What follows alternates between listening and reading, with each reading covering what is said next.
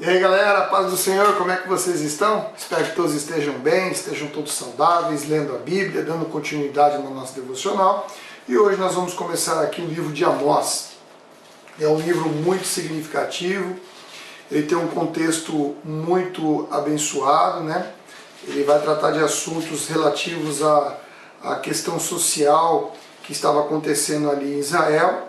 E é bom você se lembrar, por exemplo, que Moisés ele tinha retratado de uma maneira singular como Deus se importava e se importava com os pobres, com os órfãos, com as viúvas, né, como era a ética de Deus no sentido de se importar com os fracos. A gente vê isso lá em Deuteronômio capítulo 24. Né? E o que acontecia em Israel era justamente o contrário. As pessoas estavam valorizando mais a prosperidade material do que o cuidado com as pessoas. Então eles estavam valorizando muito mais a aparência do que o conteúdo da mensagem que Deus havia passado para eles. Né? Então a adoração a Deus, a adoração que Deus quer, ela resulta de um comportamento ético. E esse comportamento ético, ele envolve uma questão moral que não pode ser definida simplesmente pela pureza e pela integridade pessoal. Ela vai muito mais além, ela inclui as obrigações sociais que nós devemos ter com todos aqueles que representam a imagem e semelhança de Deus. Ou seja, o serviço de Deus ele deve ser expresso por meio do serviço às pessoas que estão à nossa frente, como eu tenho sempre falado, né? Então, uma vez que o clamor dessas pessoas que são oprimidas, elas chegam até os ouvidos de Deus, Deus olha como que a sociedade está tratando essas pessoas. E essa mensagem aqui, ela é uma mensagem muito importante, porque como ela trata de uma questão relacionada aos oprimidos, fala da compaixão de Deus e como Deus quer que os fracos, os oprimidos, os pobres, eles sejam tratados. Então isso transcende a época de Amós. Isso serve para todas as gerações, inclusive para mim e para você. Porque os oprimidos, os órfãos, as viúvas, as pessoas que são pobres, os mais necessitados, os carentes sempre vão existir, como Jesus disse. Não é verdade? E a nossa obrigação como cristão é olhar por essas pessoas. Beleza? Então vamos lá. Livro de Amós, capítulo 1. Eu chamo a atenção aqui de vocês, que ele já começa aqui falando, né? Ele já começa aqui, no verso 3, ele começar ali os 8 julgamentos sobre os vizinhos de Israel e sobre Israel. No verso 1 e 2 ele faz uma apresentação, e logo nessa apresentação aqui, ele já começa a falar que a voz do Senhor ela rugirá, e os pastos verdes dos pastores secarão, e o capim do Monte Carmelo murchará. E eu fiquei perguntando por que ele está se referindo aqui ao Monte Carmelo. Bom, ele fala isso porque o Monte Carmelo, segundo a geografia, ele era mais elevado. E como ele era bem mais elevado que o mar Mediterrâneo, ele era bem irrigado. E mesmo nas épocas de seca, mesmo nas épocas em que a seca era mais severa, esse monte, por ter uma irrigação, ele dificilmente a grama ficava seca. E quando a grama ficava seca, era porque a seca era de uma proporção cataclísmica, catastrófica, absurdamente catastrófica. Tá bom? Então por isso que ele está mencionando aqui, que Israel chegaria num ponto em que a grama do Monte Carmelo secaria, porque eles já estavam à beira da catástrofe, é isso que está dizendo.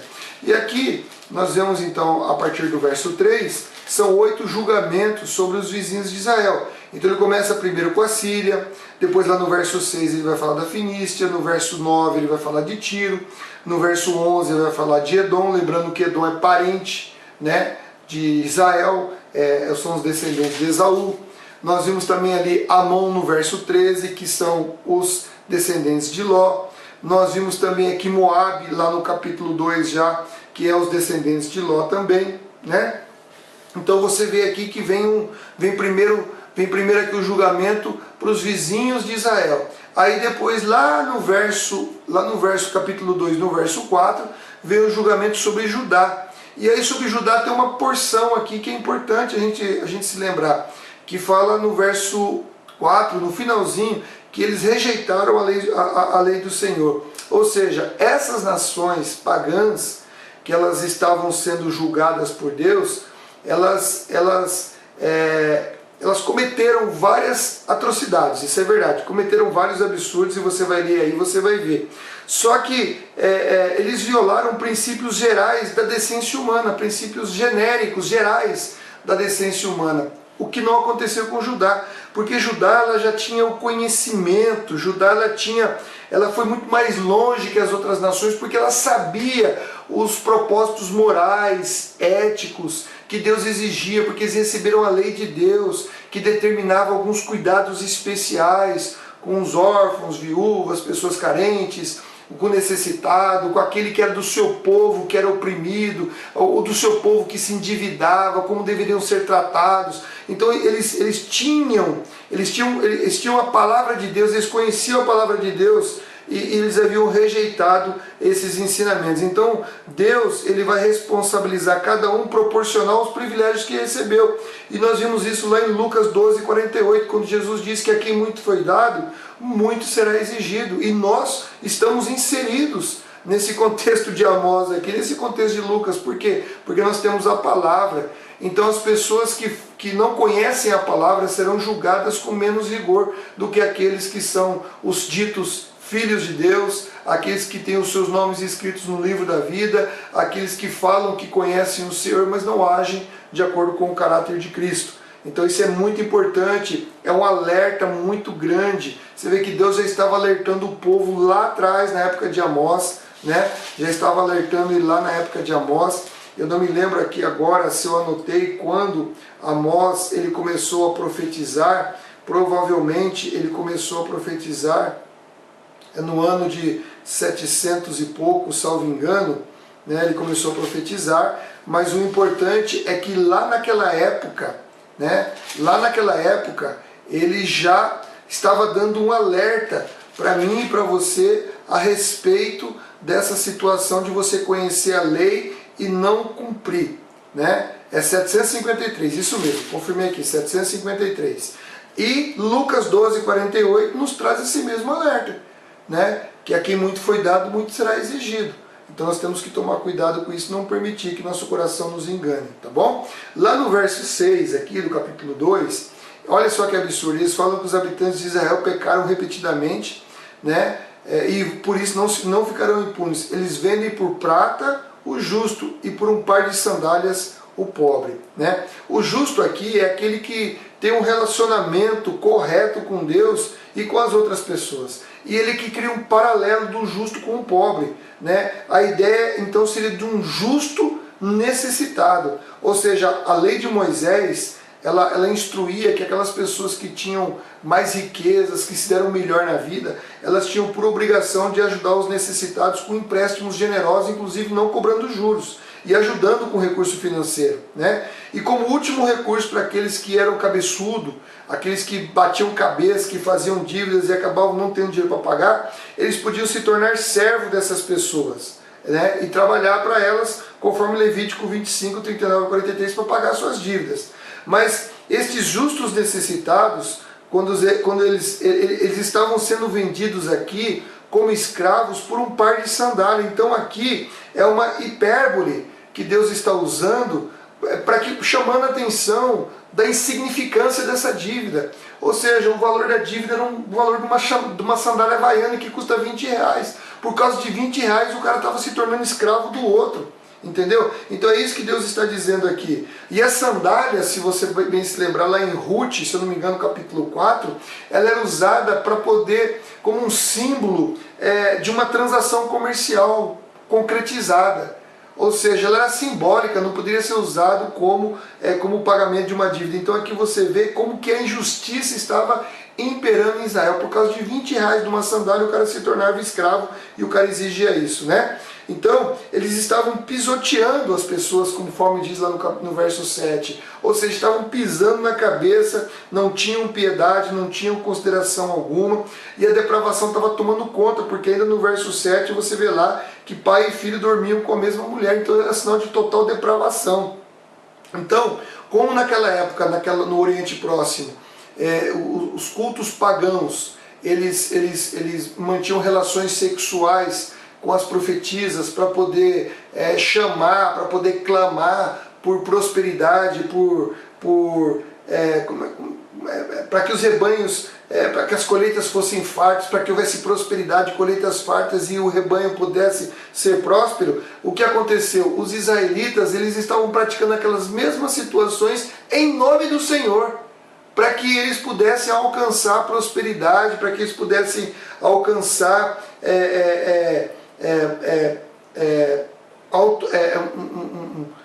uma colheita produtiva, fertilidade, entendeu? Em nome do Senhor, ou seja, mostrando a completa depravação, porque eles não estavam tratando o nome de Deus como se deveria tratar, ou seja, estavam desvalorizando o nome de Deus. É isso que Deus está chamando a atenção aqui, né? As pessoas estão desvalorizando, não conhecem o nome de Deus. E hoje nós vemos muitas pessoas agindo dessa maneira também, né? Quando as pessoas associam Deus ao pecado, quando as pessoas associam que determinados acontecimentos que são pecado vêm da mão de Deus. Não, isso não existe. Deus não se envolve com o pecado, né? Tiago fala isso. Deus é tão santo que ele não pode ser tentado e por isso ele não tenta ninguém. Então ninguém diga que a tentação vem de Deus, mas ela vem de Satanás, né? Satanás que é o autor da tentação e Satanás que conduz as pessoas ao pecado. E muitas vezes as pessoas relacionam um determinado acontecimento pecaminoso, absurdo, como se fosse a mão de Deus dirigindo aquela situação. Isso não existe, isso é lamentável, isso só demonstra que as pessoas não têm conhecimento a respeito do que estava acontecendo. E você vê que o profeta ele ficou horrorizado com a opressão com que Israel estava tratando os fracos, né? E ao contrário, como diz, das nações vizinhas, eles tinham conhecimento da lei. Eles sabiam que eles não podiam fazer isso, né? E o julgamento de Deus em relação a isso seria com uma grande inundação, iria lascar a vida desse povo que estava completamente equivocado. Não é verdade? E aqui no verso 8, aqui, ele fala assim que de multas injustas, esse multa injusta eu fui pesquisar, você não vai acreditar, velho. Olha, parece até um país que eu conheço aí, os caras compravam os juízes, quando os pobres entravam com os sacerdotes, lá que eram os juízes também, reivindicando seus direitos, os ricos pagavam os caras para poder, além de não dar o direito do pobre, ainda colocar uma multa para que ele ficasse devendo e se tornasse escravo. Olha que absurdo, parece até um país que eu conheço aí, que compra a justiça, né? Quem será que é, né? Bom, lá no verso 11 e 12, eles mostram um total desrespeito quando eles falam assim, ó, vocês dão vinho aos nazireus, e você sabe que o nazireu ele tinha um voto que ele não podia tomar bebida forte, não podia tocar em defunto, não podia fazer algumas coisas, porque ele era escolhido por Deus, ele era consagrado a Deus. E aqui eles ordenavam aos profetas que não falassem coisas desagradáveis. Tamanho a perversão que o povo de Israel estava vivendo naquele momento. Bom, no capítulo 3 aqui, Amós ele dirige 3 mensagens proféticas a Israel e condena Israel por entender equivocadamente a sua condição de povo de Deus. É isso que está dizendo aqui. A primeira mensagem é uma advertência, logo na primeira, Deus já começa batendo forte. Logo na primeira aqui, que você vai ver aqui, ele fala assim, ó, de todas as famílias da terra, só escolhi você, por isso devo castigá-los por todos os seus pecados. Ou seja, como o povo eleito de Deus, isso não isentava ele da ira divina, não, pelo contrário. Eles tinham uma responsabilidade muito maior e por causa dessa responsabilidade, eles iam sofrer uma pena severa. E aqui o escolhi é tão maravilhoso que quando você pega esse escolhi no termo hebraico antigo, não é simplesmente escolher como você vai lá escolher o tomate, não. Esse escolhi aqui, no termo hebraico, ele tinha o sentido de conhecimento pessoal e relacional. Então, ou seja, quando Deus escolheu, Deus na verdade conheceu o povo, Deus permitiu que o povo conhecesse, porque Ele desejava ter um relacionamento pessoal, um relacionamento de conhecimento, não só de simples conhecimento intelectual, mas de relacionamento pessoal, de intimidade com esse povo. Para você ter uma ideia, o significado desse termo conhecer, lá em Gênesis capítulo 4, verso 1, fala que Adão conheceu Eva. Ou seja, Adão conheceu intimamente Eva, intimamente, relacionalmente, pessoalmente Eva. Então esse termo também é usado não só nessa conotação sexual, mas na conotação de intimidade com o povo, de se relacionar com o povo, de estar com o povo. É o que nós vivemos com Cristo hoje. Cristo, ele habita dentro de nós, ele diz que está conosco, ele diz que é um conosco, que o Pai é um conosco, que somos um tabernáculo de habitação do Espírito Santo de Deus, e isso é tremendamente maravilhoso. Então, quando Deus fala que nos conheceu, que nos escolheu, é isso que ele quer dizer, é um relacionamento íntimo, pessoal, que ele quer para cada um de nós. E aqui tem umas perguntas aqui do verso 3 ao verso 6, aqui essas perguntas, você pode perguntar, por que essas perguntas? Essas perguntas aqui, ela é para explicar o chamado profético de Amós, e a resposta de todas essas perguntas aqui é uma linguagem metafórica que deve responder como não, porque Deus aqui é o leão que ruge e que a presa está na boca dele, a presa é Israel, né? E a armadilha aqui é uma imagem da consequência do pecado, né? Uma consequência do pecado que Israel cometeu. Então é isso que Deus está dizendo aqui. E no verso 9 aqui, quando ele fala assim que chamam as nações para que vejam e sejam testemunhas aqui do caos e da opressão de Israel, é que por fora Israel era uma bela viola, mas por dentro era um pão bolorento. E aí nós nos lembramos de Jesus, quando ele chega para os fariseus e fala assim, olha, vocês são como sepulcros caiados, por fora vocês são bonitos, mas por dentro vocês estão podres.